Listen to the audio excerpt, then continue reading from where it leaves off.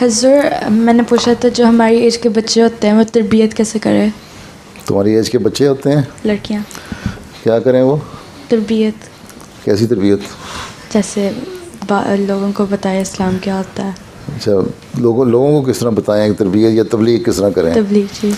तुम्हारे अपना जो है कैरेक्टर अच्छा होना चाहिए, मजबूत होना चाहिए, तुम्हें इस्लाम की प्रैक्टिसिंग मुसलमान होना चाहिए, ठीक है?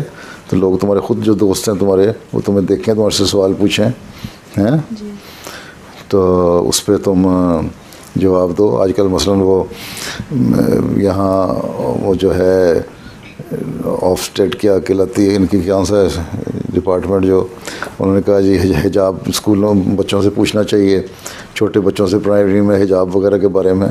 तो तुम लोग उसके मुतालिक लिखो, ख़त लिखो, और फिर यह अपने बच्चों स्कूल में डिस्कशन करो कि ये गलत तरीका है कि प्राइमरी स्कूल के बच्चियों से पूछा जाए कि तुम हिजाब क्यों लेती हो। जो लेता ही नहीं उसको क्या पता क्यों लेती है क्यों नहीं, ज़रूरी तो नहीं है हिजाब लेना या स्कार्फ लेना, ये तो जब बड़ी हो जाती है, मैच्योर हो जाती हैं, तब लेना चाहिए।